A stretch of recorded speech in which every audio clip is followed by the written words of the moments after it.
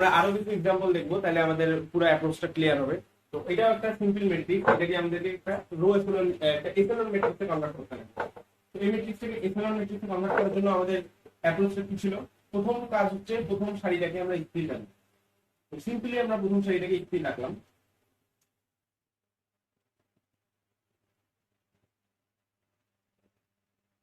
আচ্ছা, এরপরে আমাদের কাজ কি? এরপরে আমাদের কাজ হচ্ছে দ্বিতীয় সারির প্রথম এলিমেন্টটাকে জিরো বানানো। তো দ্বিতীয় সারির প্রথম এলিমেন্টটাকে জিরো আমি কিভাবে বানাতে পারি? আমি দ্বিতীয় সারির প্রথম এলিমেন্ট হচ্ছে -1, এটাকে জিরো বানানোর জন্য আমি যেটা করতে পারি সেটা হচ্ছে এই দ্বিতীয় সারির উপাদানটাকে 2 দিয়ে গুণ দিলাম, তারপরে 1 নম্বরের সাথে যোগ করে দিলাম। তাহলে এটা -2 আর এটা +2 এর সাথে যোগ হয়ে আলটিমেটলি 0। ঠিক আছে? তো এই জিনিসটা আমি প্রথমে এটাকে জিরো বানানোর জন্য ইউজ করলাম, প্রথমটা 0। এরপরে এটা কত হচ্ছে? এই সেম জিনিস এটার জন্য 0 হয়ে যাবে, কেননা আলটিমেটলি এটা -2 -2 এ +2 0। এখানে আসলে কত হবে? 4 4 4 মাইনাস 4 আর কি আমার প্লাস দিছি আমি 4 -1 মানে 3 আলটিমেটলি। এরপরে এখানে কি হচ্ছে? -3 আর এখানে 0। আমার এটার সাথে যখন -3 এর সাথে 2 গুণ হলে কত? -6 -6 আর 0 হলে -6। এখানে আলটিমেটলি কত আসছে? 1। তাহলে 2 2 আর প্লাস 1 3। আচ্ছা,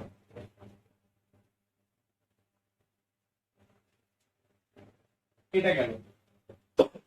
এরপরে আমরা কি করতে পারি? 3 নাম্বার লাইনেও একই কাজ করতে পারি। আমাদের 3 নাম্বার যেটা 3 নাম্বার সারিতে প্রথম এলিমেন্টটাকে 0 করার টার্গেট নিব। তো 0 করার টার্গেট নিলে আমরা কি করতে হবে? এটার সাথে 2 গুণ করে এটা থেকে বিয়োগ দিতে লাগবে। এটার সাথে 2 গুণ করে R1 থেকে বিয়োগ দিতে লাগবে। 2 গুণ করে R1 থেকে বিয়োগ। 2 গুণ দিলে এটা 2, বিয়োগ দিলে 0। 2 বিয়োগ দিলে 0। -4 মাইনাস -1 মানে মাইনাস, এটা হলো -4 আর এটা -1 প্লাস -4 + 1 -3। তারপরে হলো 0 0 তো 0ই হবে। আর এখানে আসতেছে -2 -1 -2 আর -1 হলো -3। আচ্ছা, এটা ঠিক আছে। এটা ছিল কত? আমার -4, এটা হচ্ছে আমার -4 থেকে +1 -4 + 1 -3। ঠিক আছে, আচ্ছা গেল। এরপরে আমরা কি এই শাড়িটা নিয়ে কাজ করবো? এই শাড়িটা তো 0 0 হয়েই আছে, তো এই শাড়িটা আপাতত শুধু ওইরকমই রাখি দিলাম।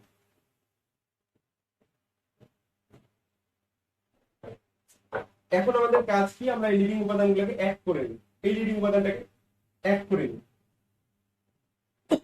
তাহলে 2 2 -1 0 1। এরপরে একটা কাজ করতে পারি, এখানে লিডিং উপাদান এক হয়ে আছে, এটাকে এই লাইনের সাথে বদলাই নিতে পারি। এই দুটো লাইন বদলাই নিতে পারি, তাহলে এইটা লাইন ঠিক মানে আমার একই হয়ে যাবে।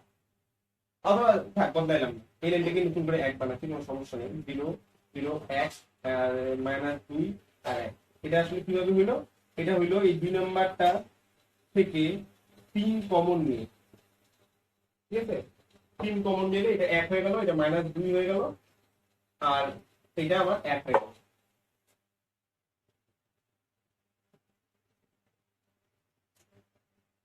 সেম কাজ করবো আমরা এই লাইনটা থেকে। আচ্ছা, এই লাইন থেকে আমরা সেম কাজ না করে এই লাইনে আমরা কি করতে পারি? এই লাইনটাকে আমরা 1 বানাই ফেলতে পারি। ঠিক আছে, এই লাইনটা থেকেও আমরা 1 বানাই ফেলতে পারি। আমরা R3' কেও 1 বানাই ফেলবো। 3 কমন নিলে এটাও 1 আসে যাবে। লিডিং এলিমেন্ট, লিডিং এলিমেন্ট কত আসতেছে? -1 0 -1। আর আমার লাস্টেরটা ঠিকই থাক যেরকম ছিল।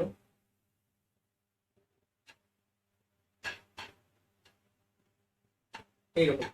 এরপর একটা জিনিস এখানে লক্ষণীয়, যে আমরা এই যে এখন আমরা বর্তমানে আমাদের আপডেটেড ম্যাট্রিক্স এটা, এই ম্যাট্রিক্সটা এই দুজনকে যদি এই দুটো সারিকে যদি আমরা যোগ করে দিই তাহলে কি হয়?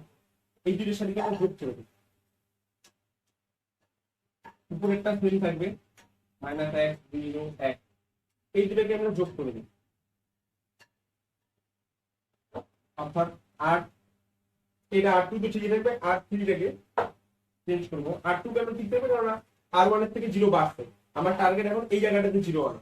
তো আলটিমেটলি এই জায়গায় 0 আনার টার্গেটটার জন্য আমি R3 কে চেঞ্জ করব। কিভাবে চেঞ্জ করব? R3 এর সাথে R2 কে সিম্পলি যোগ করে দিই, তাহলে যোগ করে দিলে এটা আমরা 0 হয়ে যাচ্ছে দেখা যাচ্ছে। ঠিক আছে, তাহলে আমরা আলটিমেটলি কত দাঁড়াইলো, R2 টা এবার সেম থাকবে, R2 তে আমরা হাত দেওয়ার দরকার নেই, R2 ঠিক হয়ে গেছে।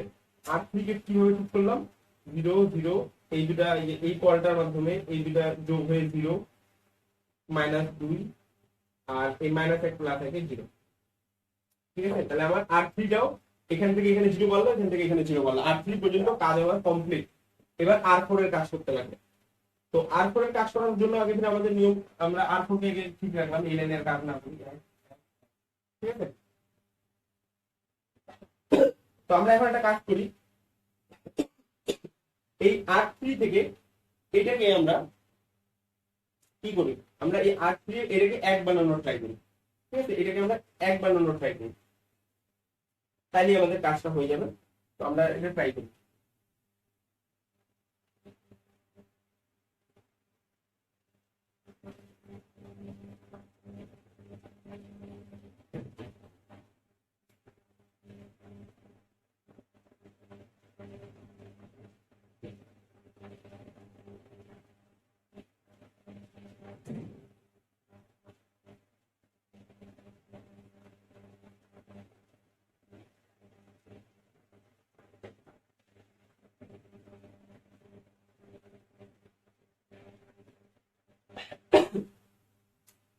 এটা হলো আমাদের ম্যাট্রিক্সটা।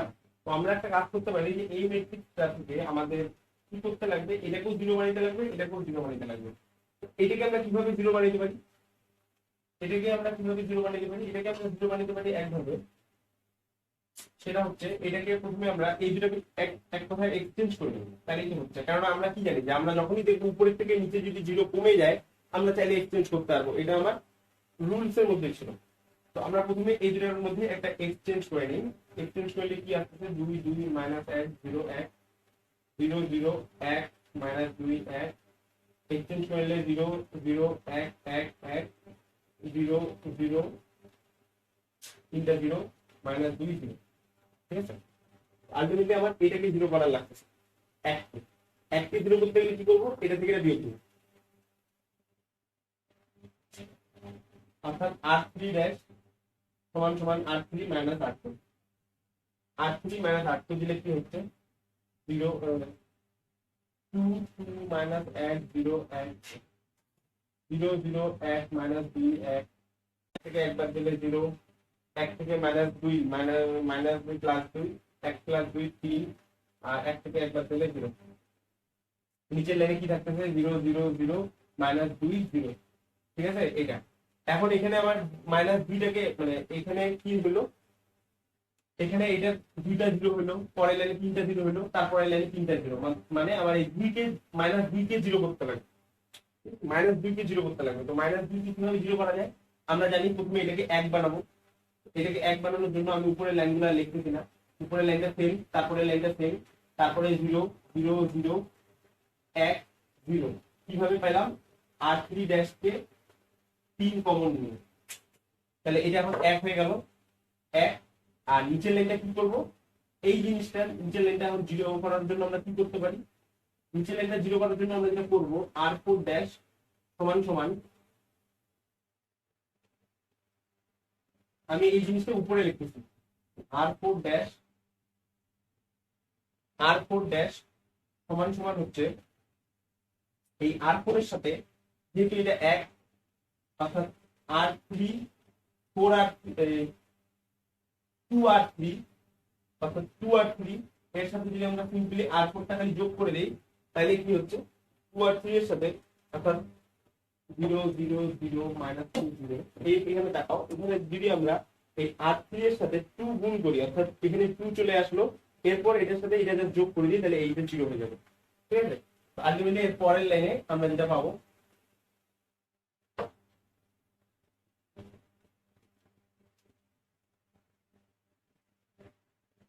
এই জিনিসটা